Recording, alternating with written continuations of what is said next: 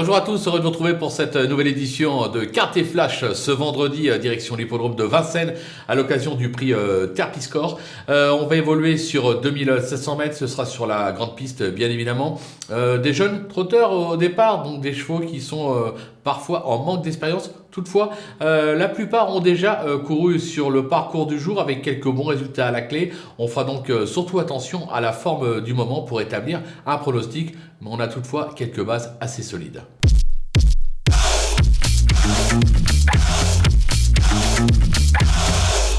Les bases, justement, on y vient. Avec le numéro 13, Intello de Chenu, il affiche 71% de réussite sur ce parcours avec une victoire, 4 accessites en 7 tentatives. On va oublier son récent faux pas.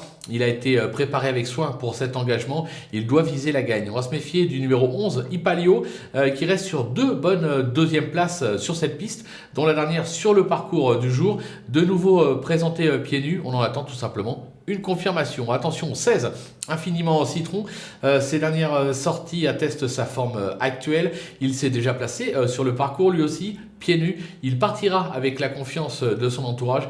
Il doit jouer tout simplement le podium. Parmi les opposants, le numéro 7, Invictus Madric, qui est au top comme l'attestent ses 3 récents accessites sur cette piste, dont le dernier sur le parcours du jour. Sur sa lancée, il a encore son mot à dire, c'est évident. Le numéro 10, Idaho Springs, qui s'est souvent bien comporté sur ce parcours, 4 accessites en 6 tentatives. Il vient de fournir une belle valeur sur l'hippodrome d'Anguin. Là aussi, sur sa lancée, il a le droit d'être dans le coup. Je vais me méfier du numéro 5, In Red. Il manquait pour sa rentrée à Laval. Il va être monté en condition sur cette sortie. Il s'est déjà bien comporté sur cette piste. Plaqué des antérieurs, je m'en méfie. Il fait partie des chevaux qui seraient capables de venir pimenter les rapports. Le coup de poker, ce sera le numéro 12, Into the Mystic. Performant et appliqué dans le centre-est de la France, il passe surtout pour un droitier, mais il s'est déjà bien comporté corde à gauche. Sa forme est sûre, il ne faut pas le négliger. Lui aussi pourrait bien pimenter les rapports à l'arrivée de cette épreuve. Les outsiders avec le numéro 6, Y de Ceylan, un modèle de régularité qui s'adapte à tous les parcours. Éric Raffin lui renouvelle sa confiance. Il doit pouvoir batailler pour les places. Le numéro 1, Idéos du Goutier, il est irréprochable cette année. Il affiche 100% de réussite sur ce parcours, 2 sur 2, plaqué devant et derrière. Il doit encore pouvoir s'illustrer, même si son mentor dit le cheval manque encore un peu de force. Il n'est pas encore arrivé à maturité, raison pour laquelle je l'ai mis un petit peu plus bas dans ma sélection. Le numéro 15, Idem Dupont, sache, les moyens sont là, mais il reste des plus délicats, comme l'attestent ses 4 dernières tentatives. 4 disqualifications à la clé. Vendredi, ce sera comme d'habitude une question d'allure. S'il est au trot, il fera l'arrivée. Sinon, ça sera disqualifié. Le numéro 8, Evictum du Noyer, qui vient d'aligner 2 accessites à Anguin et à Vichy. Il s'est déjà illustré à Vincennes, mais sur la petite piste. En revanche, sur la grande, c'est 4 échecs en 4 tentatives.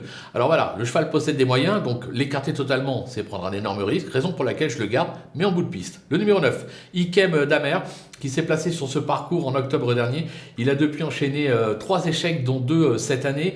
Il n'est pas encore à 100%, il reste ferré. Voilà, je me dis que dans un bon jour, avec un bon dos, s'il y a quelques favoris qui défaillent, il a le droit de venir prendre la 5e place. Mais à mon avis, pas mieux, raison pour laquelle je le garde toutefois, mais vraiment en bout de piste. Les délaissés avec le numéro 2, Illico Dugen, qui s'est placé sur ce parcours, mais a franchement déçu ces derniers temps.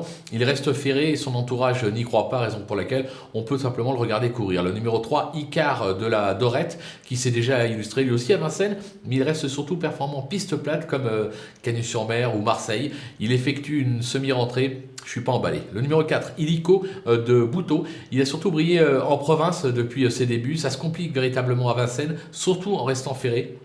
Pas normalement. Le numéro 14, Itono de Milac. Ce pur droitier reste sur 4 échecs, dont 3 enregistrés sur cette piste. Avant coup, difficile de le recommander ici. On attendra qu'il se présente sur un hippodrome corde à droite. Voilà, on a fait le tour de ce beau quintet. On va se quitter avec ma sélection et mes conseils de jeu. À vous de jouer.